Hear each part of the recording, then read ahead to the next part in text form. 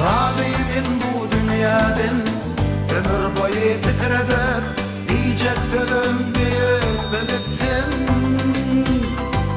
Vatan uğrun dolu hakla benim